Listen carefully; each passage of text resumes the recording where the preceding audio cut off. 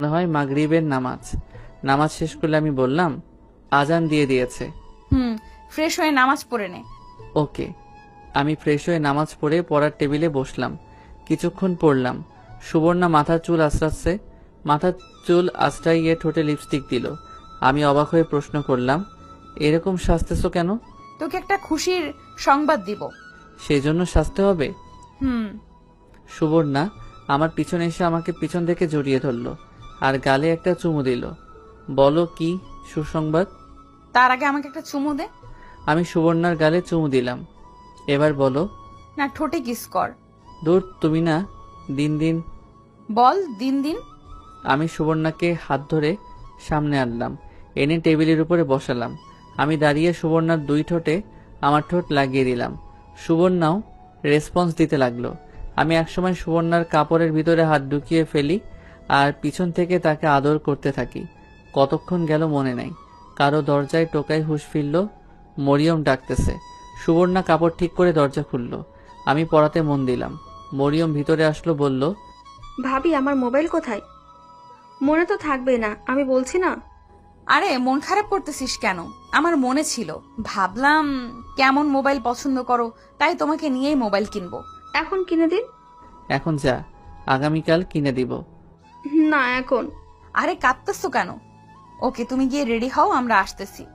ভাবি সত্যি বলতেছেন তো নাকি মজা করতেছেন? তুমি কি আমার কথা বিশ্বাস করো না? করি। তাহলে গিয়ে রেডি হও। ওকে। মরিয়ম চলে গেল। আমি বললাম, আগামীকাল গেলেও তো পারতা। শুধু শুধু মেয়েটাকে কষ্ট দিয়ে লাভ আছে? এখন কি আব্বা আম্মা বাইরে যেতে দিবে? চল গিয়ে বলি, সাথে তাদেরকে নিয়ে নে, রাতে ডিনার করে আসি। ধুর না, তাহলে তোর মা বাবাকেও বলো। এখন হঠাৎ করে ওরা বললেই কি আর যাবে? বলতে তো প্রবলেম নাই।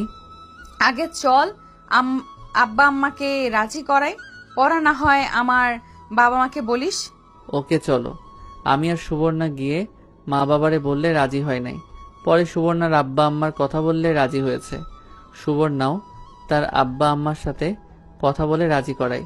পরে দুই ফ্যামিলি একসাথে এক রেস্টুরেন্টে গিয়ে ডিনার করি। এই ফাঁকে মরিয়মের জন্য একটা মোবাইল কিনে সুবর্ণা। সব শেষে সবাই একসাথে বাড়ি আসি। রাতে ঘুমানোর সময় আমি বললাম, সুবর্ণা, মোট কত টাকা খরচ হয়েছে? সেসব জেনে লাভ নাই। না, বলো। মরিয়মের জন্য মোবাইল কিনেছি 38,000 টাকা দিয়ে, আর রেস্টুরেন্টের খরচ হয়েছে 5,000 টাকা। একটু বেশি হয়ে গেল না? মরিয়মের জন্য এত দামি মোবাইল কেনার প্রয়োজন ছিল? মন খারাপ করতেছিস কেন? শুন, তোকে কিছু কথা বলি। শোন, আমার যা কিছু আছে সব তোর জন্য। আমার টাকা পয়সা সব তোর। তুই যেভাবে খরচ করতে মন চায় সেভাবেই কর। আমার আর তোর মাধ্যমে যদি তোর বাবা মা আর আমার বাবা মা যদি খুশি হয়, এর চেয়ে বড় পাওয়া আর কি আছে? শোন, তুই আমার থেকে যা চাস আমি তোকে তাই দিব। তার বিনিময়ে শুধু তুই আমাকে তোর মনে একটু জায়গা দে, একটু ভালোবাসা দে, যেটা নিয়ে আমি সারা জীবন চলে যেতে পারি। আমি সুবর্ণাকে কাছে টেনে এনে নিজের বুকে শুইয়ে দিয়ে বললাম, আমিও তোমার থেকে কিছু চাই না। আমি চাই সুখে দুঃখে কষ্টের সময় তোমাকে যেন আমার পাশে চাই। এর মনের ভিতর তুমি আছো, তুমি থাকবা। আমরা কবে বেবি নিব? আগে আমি উপার্জনের পথ বের করি, পরে তুমি চাকরি ছেড়ে দিবা। পরে তোমার কাজ হচ্ছে বেবির দেখাশোনা করা আর আমাকে ভালোবাসা। এখন কি তোকে ভালোবাসি না? সুবর্ণা, কি যেন বলবা বলছিলা? 2 সপ্তাহ পর আমাদের ব্যাংক থেকে একটা ট্যুর হচ্ছে, সেখানে 2 থেকে 3 দিন যাওয়া যাচ্ছে।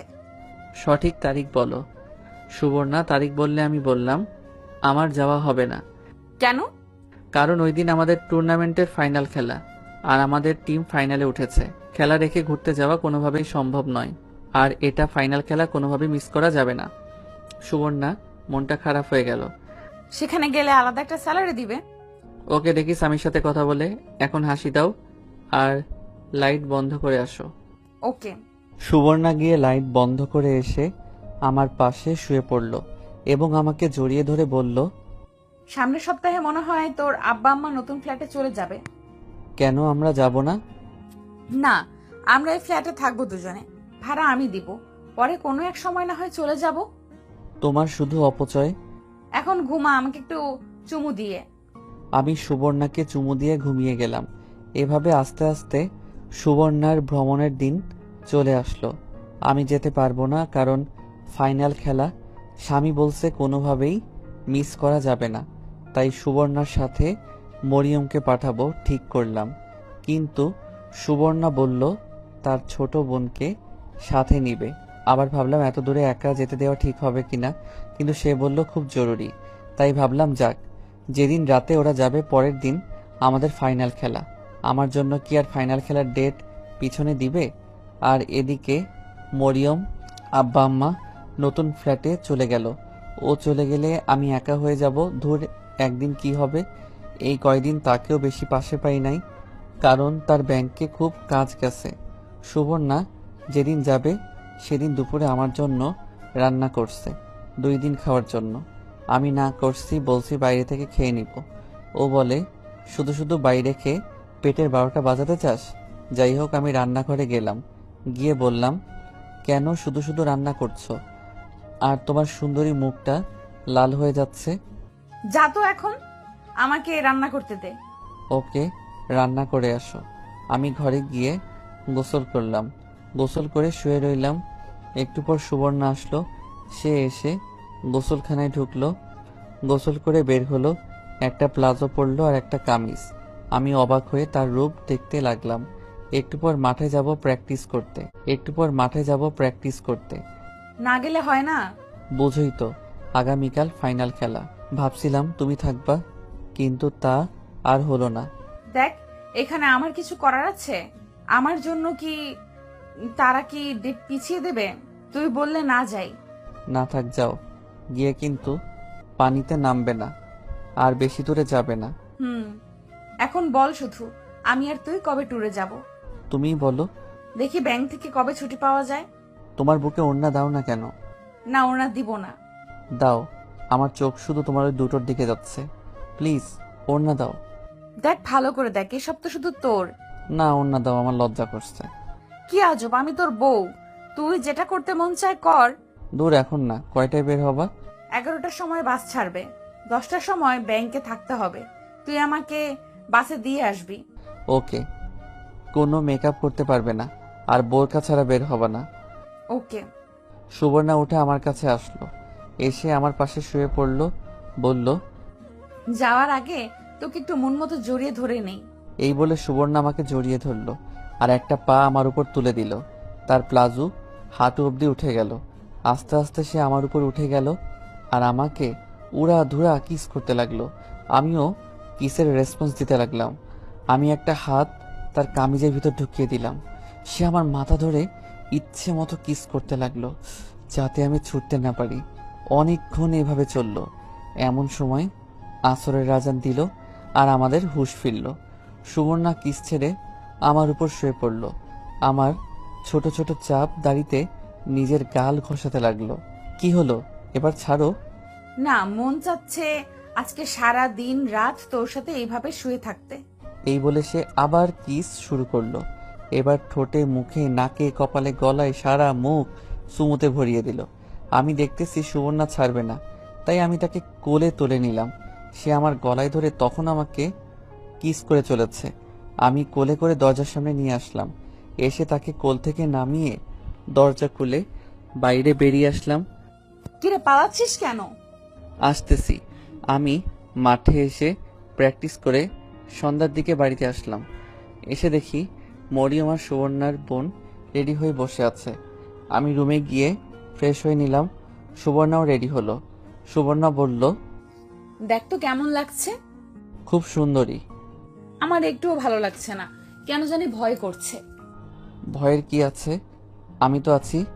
তুই কি আমার সাথে যাবি? না, তবে ফোনে কথা বলবে। ওকে। শোন, এখন বের হয়ে যেতে হবে। অফিসে মিটিং আছে একটা। মিটিং শেষ করে পরে বাসে উঠতে হবে। ওকে, চলো বের হই। আর রান্না করা আছে, ফ্রিজে রাখা আছে, বের করে গরম করে খেয়ে নিস। ওকে।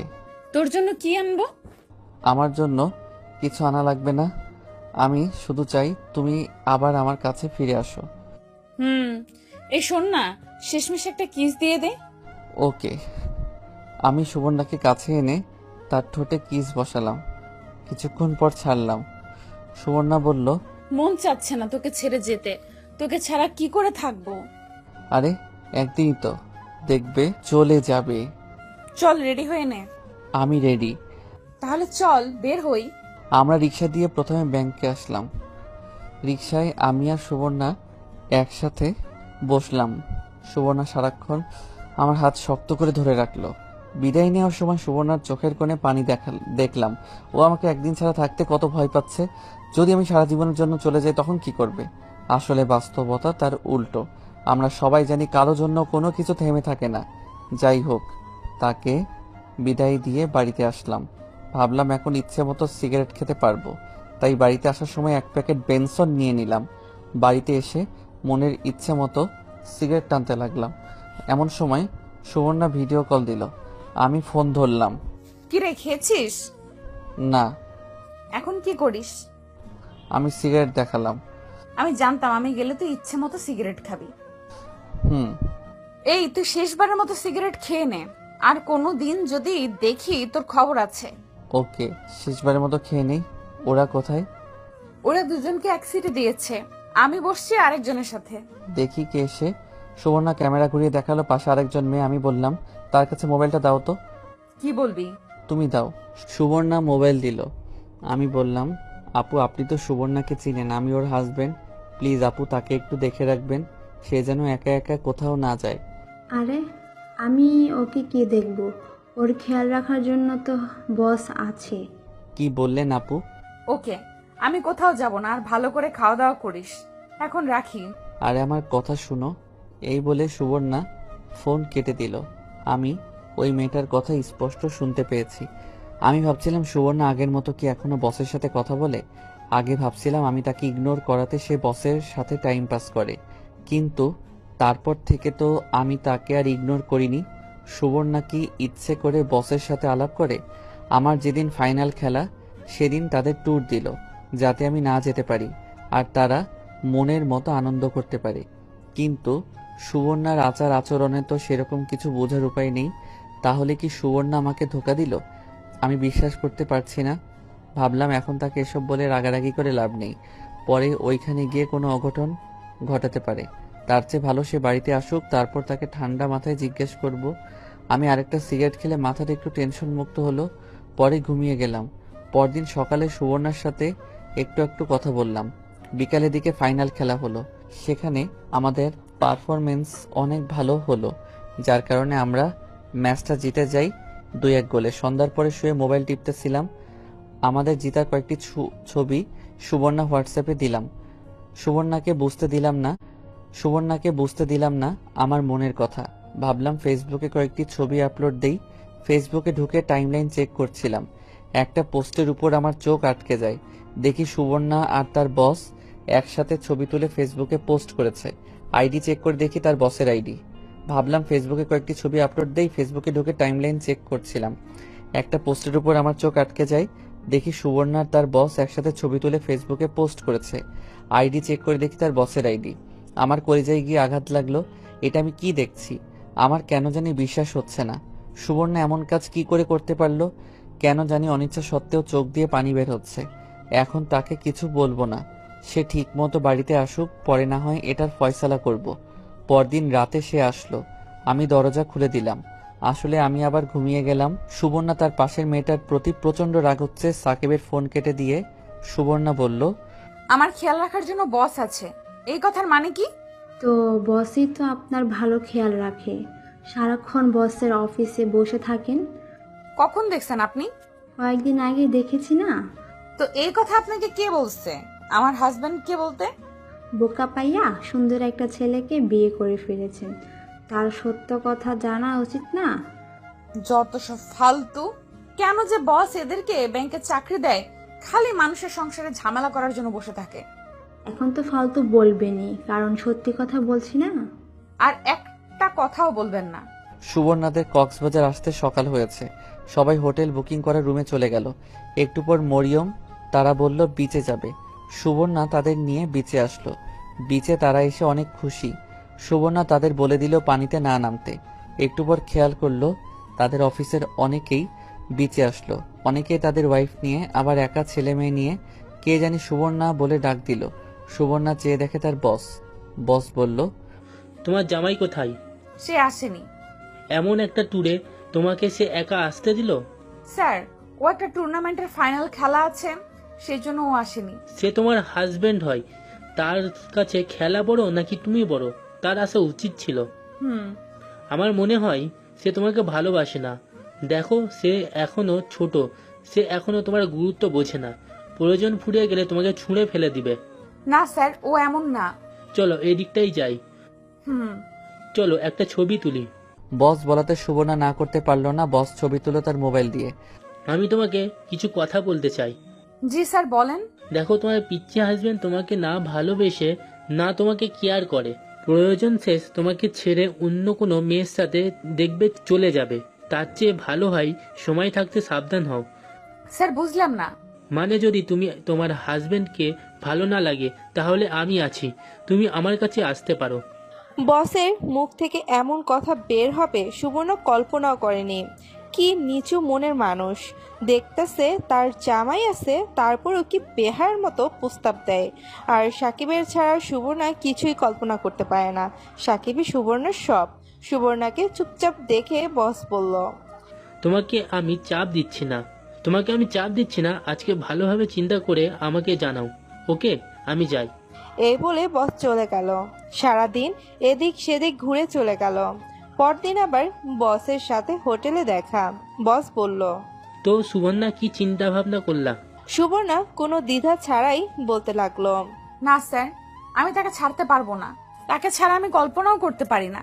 সাকিবের জন্য আমি সব দিয়ে দেব। সে যদি আমাকে ব্যবহার করে ফেলে দেয়, তাহলে সেটা ভেবে নিব আমার কপাল ভালো না। বাঁচলে তার জন্য বাঁচবো, মরলে তার জন্যই মরবো। সাকিবকে আমি ভালোবাসি স্যার, তাকে ছাড়া আমি থাকতে পারবো না। Sorry sir. ভেবে চিনতে বলছো তো? জি স্যার, আমি তার স্ত্রী, আর আমি তাকে খুবই ভালোবাসি। এখন না বুঝলে সে কয়েকদিন পর ঠিকই বুঝবে। তোমার এই একটাই দোষ, তুমি মানুষকে অন্ধের মতো বিশ্বাস করো। নীলয়কে বিশ্বাস করেছিলে না? সে তোমাকে কি দিয়েছে? ওটা তোমার জীবন থেকে 5টা বছর কেড়ে নিয়েছে। বুঝবা, একদিন ঠিকই বুঝবা। না স্যার, সবাই তো আর নিলয়ের মতো না। আর আমি সাকিবকে অন্ধের মতো বিশ্বাস করি। এই অন্ধকেই সে একদিন পথ দেখাবে। তুমি চাইলে আরো কয়েকদিন সময় নিতে পারো। না স্যার, আমার আর সময় লাগবে না। এটা আমার ফাইনাল সিদ্ধান্ত। আশা করি এই বিষয়ে আমাকে আর বিরক্ত করবেন না। Are you sure? জি স্যার। ওকে। এই বলে বস চলে গেল। সুবর্ণা ভাবলো, এই বস নিজের বউয়ের খেয়াল রাখতে পারে না, নিজের বউ ডিভোর্স দিয়ে চলে যায়, এখন আসছে তার খেয়াল রাখতে। যত সব ফালতু। রাতে তাদের বাস ছাড়ে। বাসায় আসতে আসতে অনেক রাত হলো। এসেই দরজায় টোকা দিলে সাকিব দরজা খুলে দিল। সাকিব কিছু না বলে আবার ঘুমিয়ে গেল। সুবর্ণাও ফ্রেশ হয়ে সাকিবের পাশে শুয়ে পড়ল। সকালে ঘুম থেকে উঠে দেখি সুবর্ণা আমাকে জড়িয়ে ধরে দিব্যি ঘুমাচ্ছে। আমি তার মুখের দিকে তাকালাম, ভাবলাম নিষ্পাপ মুখ, মিথ্যা বলতে পারে না। ভাবলাম এখন ঘুমাক, পরে জিজ্ঞেস করব। আমি গিয়ে ফ্রেশ হয়ে নাস্তা রেডি করলাম। পরে সুবর্ণাকে ডাক দিলাম নাস্তা করতে। সুবর্ণা উঠে ফ্রেশ হয়ে নাস্তার টেবিলে আসলো। আমার শরীর রাগে গজগজ করতেছে। পরপুরুষের সঙ্গে রাত কাটিয়ে এসে আমার পাশে শুয়ে ঘুমালো, আর আমি তাকে নাস্তা বানিয়ে খাওয়াচ্ছি। আমার মুখের এমন অবস্থা দেখে সুবর্ণা বলল, কিরে, তুই মুখ এরকম গোমড়া করে রাখছিস কেন? চুপ, একদম চুপ। তুমি এক্ষুনি এই বাড়ি থেকে বের হয়ে যাও। তোমাকে আমার একটু প্রয়োজন নেই। আমি মোবাইল থেকে ছবি বের করে সুবর্ণাকে দেখালাম। শোন, তুই আমার কথা শোন। তোমার কথা আমি বিন্দু পরিমাণ বিশ্বাস করি না। আমি আগেও দেখেছিলাম তোমার সাথে তোমার বসের খুব ভাব, কিন্তু আমি ভাবছিলাম সেটা আমার ব্যর্থতা। আমি তোমাকে ভালোবাসতে পারিনি। তখন ঠিক করেছিলাম তোমাকে আর কষ্ট দেব না। এরপর থেকে তুমি বলো আমি তোমার কথার অবাধ্য হয়েছি। দেখ, বস যদি আমাকে ডেকে অফিসে বসিয়ে রাখে, সেটাতে আমার কোনো দোষ আছে? আমার প্রচণ্ড রাগ উঠে গেছে। রাগ উঠলে আমি কি বলি আমি নিজেই জানি না। এখন বস যদি বলো আমি নিজেই জানি না। এখন বস যদি বলে চলো রুম ডেটে যাই, তখনও বলবা বস বলছে না করতে পারি না। ছি ছি সুবর্ণা, ছি। আমি তোমাকে সত্যিই ভালোবেসেছিলাম।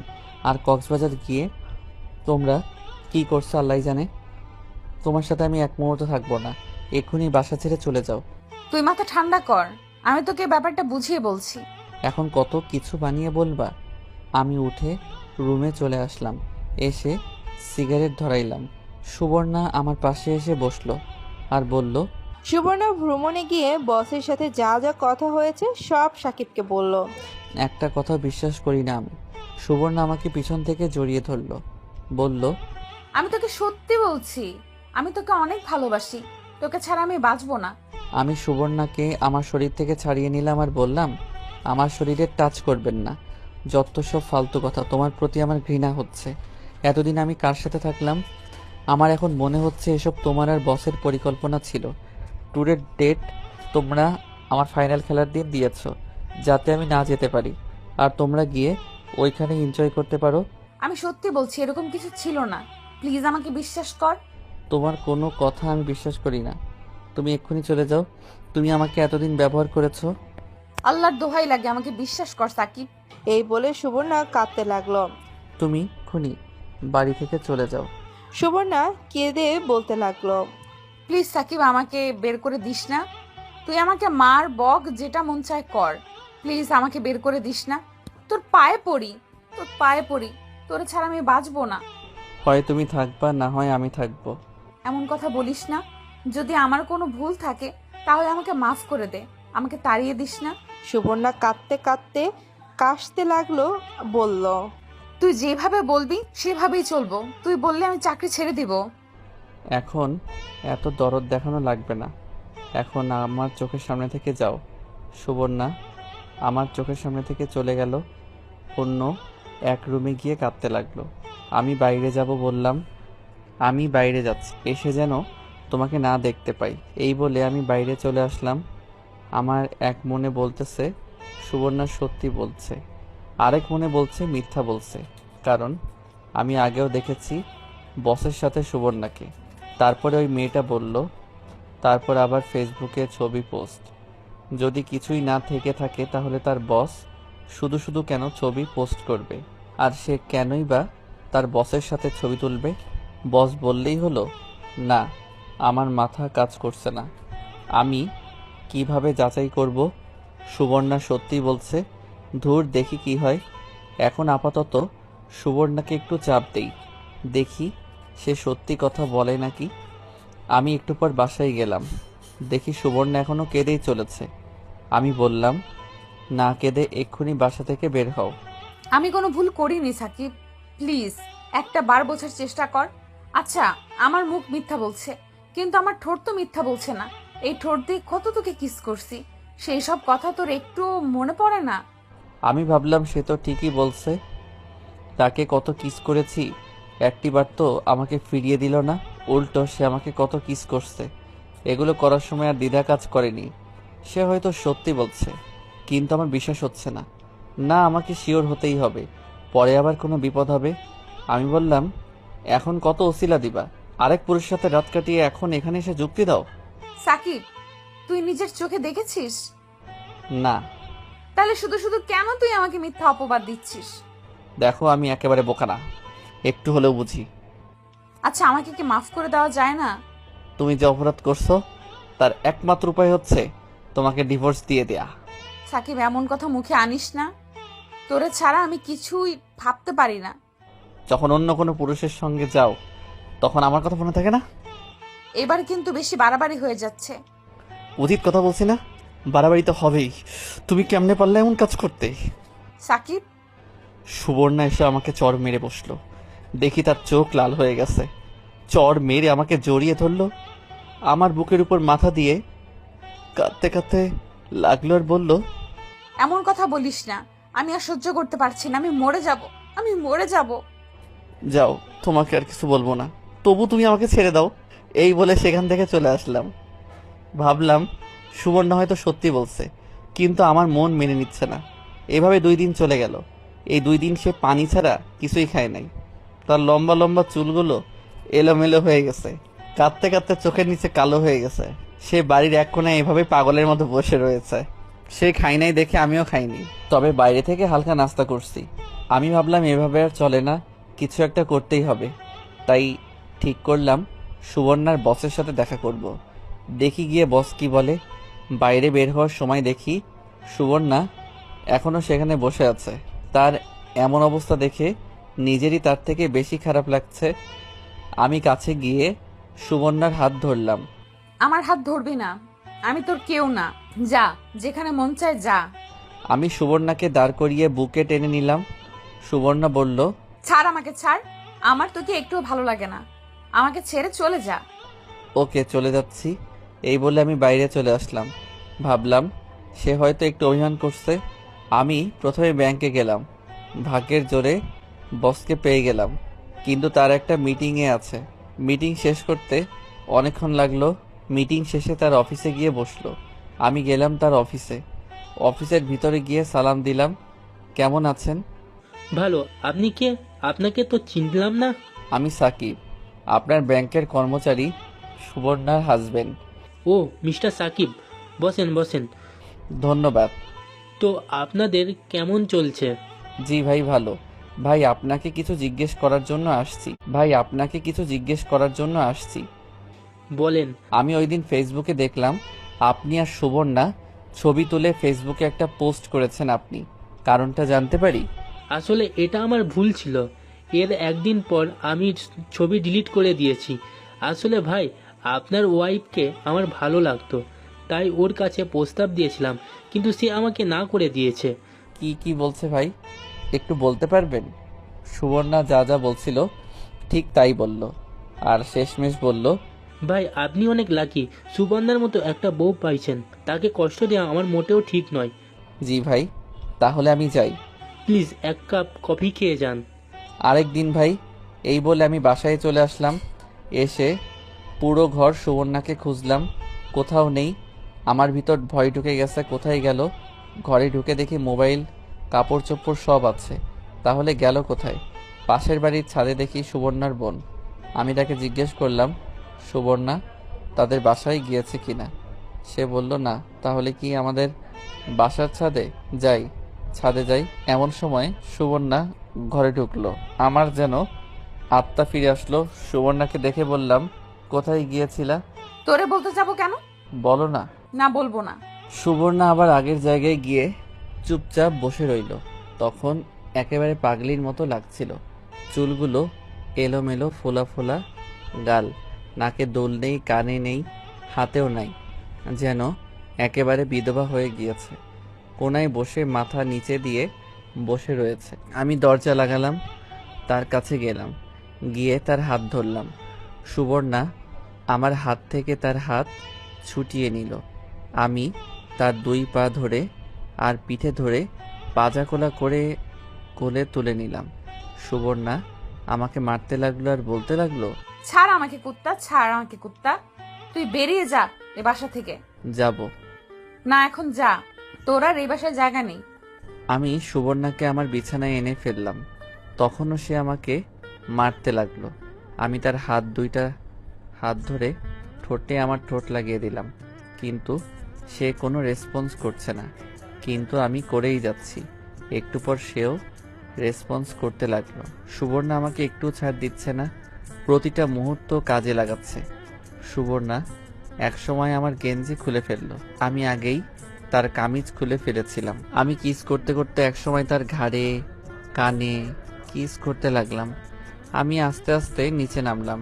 যখন তার নাভিতে চুমু দিলাম, তখন সুবর্ণা চিৎকার দিয়ে উঠল। এভাবে দীর্ঘ 1 ঘন্টা পর আমরা দুজন শান্ত হলাম। তখন সুবর্ণা আমার বুকের উপর শুয়ে রয়েছে, কারো শরীরে একটু কাপড় নেই। সুখে সুবর্ণার চোখ দিয়ে পানি বের হয়ে পড়ল। সেই সুখে সুবর্ণা এখনো আমাকে কিস করে চলছে। আমি আস্তে আস্তে নিচে নামলাম। যখন তার নাভিতে চুমু দিলাম, তখন সুবর্ণা চিৎকার দিয়ে উঠল। এভাবে দীর্ঘ 1 ঘন্টা পর আমরা দুজন শান্ত হলাম। তখন সুবর্ণা আমার বুকের উপর শুয়ে রয়েছে। সুখে সুবর্ণার চোখ দিয়ে পানি বের হয়ে পড়ল। সেই সুখে সুবর্ণা এখনো আমাকে কিস করে চলছে। আমি উঠে বাথরুমে যাব। সুবর্ণা বলল, কোথায় যাস? আমাকে নিয়ে যা। আমি সুবর্ণাকে কোলে করে বাথরুমে নিয়ে গেলাম। দুজন একসাথে গোসল করে বের হলাম। আমি বেলকনিতে বসে গল্পের বই পড়তেছি। একটু পর সুবর্ণা বলল, খেয়ে যা। আমি সুবর্ণার দিকে অবাক হয়ে তাকিয়ে রইলাম। দেখি সুবর্ণা শাড়ি পরেছে। শাড়ি পরলে তাকে যে এত সুন্দরী দেখাবে আগে জানতাম না। যদি আগে জানতাম তাহলে সারাক্ষণ শাড়ি পরিয়ে বসিয়ে রাখতাম। দুজনে একসাথে খাওয়া দাওয়া করলাম। সন্ধ্যার সময় বসে পড়তেছি, সুবর্ণা এসে বলল, আগামীকাল ব্যাংক খোলা। ব্যাংক খোলা যাবা? কিন্তু কিন্তু কি? বোরকা পরে মুখে নেকাব দিয়ে সাধারণ মহিলার মতো যাইবা। আর যদি তোমার বস অকারণে তোমাকে ব্যাংকে বসিয়ে আজে বাজে কথা বলে তাহলে আমাকে বলবা। সুবর্ণা আমাকে পিছন থেকে জড়িয়ে ধরে বলল, তুই যেভাবে বলবি সেভাবেই যাব। লক্ষ্মী সোনা। রাতের খাবার খেয়ে যা, আজকে একটু আগে শোবো। ওকে। আমি আর সুবর্ণা একসাথে খাওয়া দাওয়া করলাম। খেয়ে সুবর্ণা বিছানায় শুয়ে পড়ল। আমি বই নিয়ে ঘাটাঘাটি করতেছি। একটু পর সুবর্ণা বলল, হয়েছে তো, এখন ঘুমা। আমি লাইট বন্ধ করে সুবর্ণার পাশে শুয়ে পড়লাম। সুবর্ণা আমাকে জড়িয়ে ধরলো, জড়িয়ে ধরে আমাকে কিস করা শুরু করলো। আমিও করতে থাকলাম। এভাবে অনেকক্ষণ চললো। দুজন শান্ত হয়ে জড়িয়ে ধরে শুয়ে রইলাম। আমি বললাম, আমি তোমাকে অনেক কষ্ট দিয়েছি। আমার প্রতি তোমার কোনো রাগ আছে? থাকলে বলো। আমার প্রতি তোমার কোনো রাগ আছে? থাকলে বলো। তোর প্রতি আমার কোনো রাগ নেই। প্রতিদিন রাতে কিছুক্ষণের জন্য তোকে পাইলেই চলবে আমার, এতেই আমি খুশি, আর কিছুই চাই না আমার। আমি তোমার জন্য সারাদিন রাত আছি। চল না, এখন একটা বেবি নেই। ওকে সুইটার্ট। একটা কষ্ট আমার বুকে এখনো আছে। কিসের কষ্ট আমাকে বলো। আমার জীবন থেকে নিলয় 5টি বছর কেড়ে নিল। আমি কিছুই করতে পারলাম না, উল্টো সে এখন আনন্দে সংসার করছে। করুক, তাতে আমাদের কি? তোমার কষ্ট দেখার জন্যই তো আমি আছি। তুই চিন্তা ভাবনা করছিস 5টি বছর সে আমার জীবন থেকে কেড়ে নিল। এমন যদি তোর সাথে হতো? এখন তুমি কি করতে চাচ্ছ? আমি এর প্রতিশোধ নিতে চাই। পাগল নাকি? শুধু শুধু ঝামেলার প্রয়োজন আছে? না, আমি এই মনটাকে একটু শান্তি দিতে চাই। বলো তুমি কি চাও? তোমার কোথায় শান্তি দরকার আমি দিব। না, আমি এর প্রতিশোধ নিবই। নিলয়কে দেখলে আমার শরীর কাঁটা দিয়ে ওঠে, সাথে তার বউকে দেখলে। বাদ দাও না, ওরা ওদের মতো, আমরা আমাদের মতো। না, তুই বুঝতে পারতেছ না। ওকে, তুমি কি চাও আমাকে খুলে বলো। আমি চাই তুই গিয়ে নিলয়কে বলবি তার বউ ভালো না, কলেজ লাইফে অনেক ছেলের সাথে ঘুরোঘুরি করছে, হ্যান ত্যান আজাইরা যত কিছু মনে চায় বানিয়ে বলবি। আর আমি তার বউয়ের কাছে গিয়ে নিলয়ের নামে যত সব আজাইরা কথাবার্তা বলে তাদের মধ্যে ঝগড়া লাগিয়ে দিব। এরপর দুজনেই বাসা ছেড়ে আমাদের সেই বাসায় চলে যাব। এটা কি ঠিক হবে? ঠিক হবে। নিলয় এটারই যোগ্য। ওকে, বলবো নে। কবে এই বাসা ছাড়বি? তুমিই বলো। এই মাস শেষ করে যেদিন বাসা ছাড়বো এর আগের দিন নিলয়দের মধ্যে ঝামেলা লাগিয়ে দুজনে ভাগবো। ওকে, কিন্তু আজকে রাতে তুমি ঘুমাতে পারবা না। কেন? এই না না, আমার সত্যি ঘুমে ধরছে। রাখো তোমার ঘুম। এই বলে আমি সুবর্ণার উপরে উঠে গেলাম। কিস করতে লাগলাম। ওই দিন রাতে সুবর্ণা ঘুমাতে পারে নাই আমার জ্বালায়। সকালে ঘুম থেকে উঠে আমাকে মারবে নাকি কাঁদবে, ঠিক সকালে ঘুম থেকে উঠে আমাকে মারবে নাকি কাঁদবে নাকি হাসবে কিছুই বুঝতে পারছে না। অবশেষে আমাকে মারতে লাগলো। আমি তাকে কোলে তুলে নিলাম, নিয়ে তাকে দেয়ালে ঠেস দিয়ে দাঁড়ালাম, আবার কিস করতে লাগলাম। সুবর্ণা বলল, ছাড়বি আমাকে? আজকে ব্যাংক থেকে ছুটি নাও না। বস ছুটি দিবে না। ট্রাই করে দেখো না। নে, তুই ফোন দিয়ে বল আমার শরীর ভালো না। আমি তার বসকে ফোন দিলাম। কেমন আছেন ভাই? আমি সুবর্ণার হাজব্যান্ড। জি ভালো, আপনি কেমন আছেন? আমি তো ভালো, কিন্তু সুবর্ণার শরীরটা ভালো না। ওর খুব বমি ভাব আর জ্বর। তার কি আজকে ছুটি দেওয়া যাইবে? তাকে মোবাইলটা দেন। সে এখন ঘুমাচ্ছে।